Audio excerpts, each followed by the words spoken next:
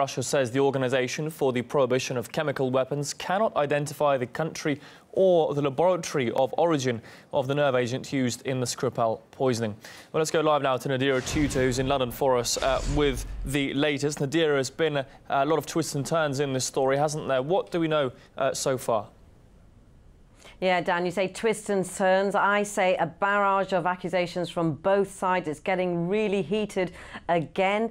The OPCW, they conducted a closed-door session at the headquarters in The Hague. And during that closed-door session, delegates were actually tweeting their statements inside. And so we got a steady trickle of what was going on there, including extracts from what the UK representative to the OPCW was saying. Now, in response to that, Russia has responded by releasing a rather strong statement off the back of those comments that were leaked during that meeting, which were portrayed by that UK representative, and what he was actually saying about Russia. Now, two of those points which I've got here from the Russian perspective that has come out of that Russian statement is that Russia has answered all the UK's questions with regards to Salisbury, and secondly, Russia has provided proof that Novichok was produced and patented in the US as a chemical weapon back in 2015.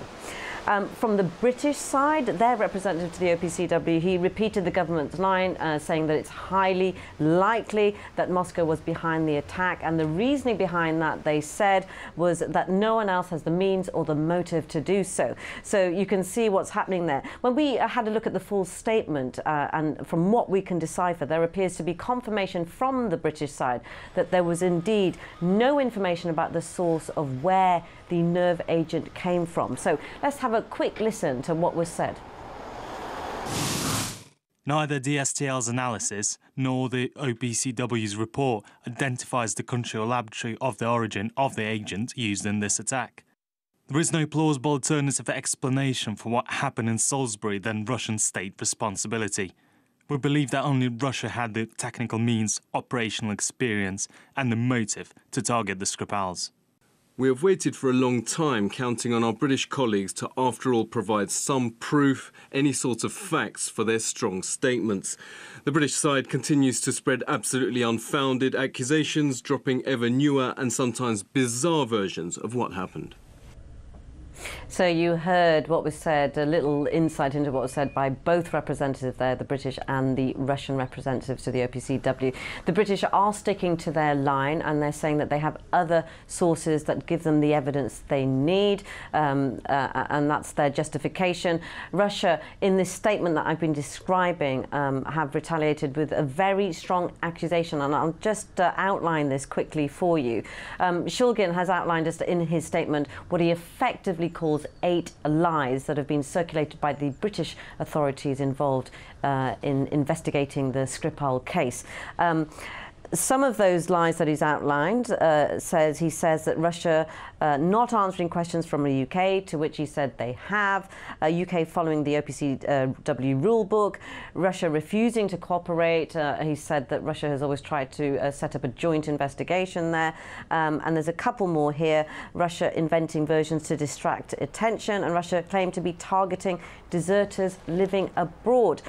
So let's clarify. To date, there is no definitive independent evidence that categorically points to the fact that Russia was the source of that nerve agent, or that the attack was ordered by the Kremlin. So despite the lack of that definitive evidence, from the Russian perspective, they feel that it's being widely ignored. Oh, geez, Nadira Tudor there. It seems, of course, 6 weeks now since that event took place. We're no closer to finding out what really happened in that incident. Nadira Tudor there from London. Now, experts have told us they're not surprised that the OPCW probe didn't identify the exact origin of the nerve agent. My understanding, under the Chemical Weapons Convention, it was indeed the job of the OPCW to try and establish where these weapons come from. But it's very difficult. If they are claiming it came from some former Soviet laboratory, then they do need to allow the Russian government to have access to some of these samples to try and test it to see if they can find the strain that it might have come from.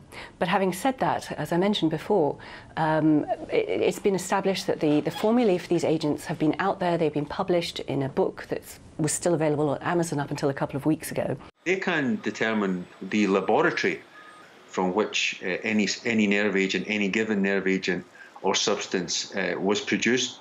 But they can't. But even if they can determine the laboratory, that does not mean that the laboratory in the country in which the laboratory is located, is responsible.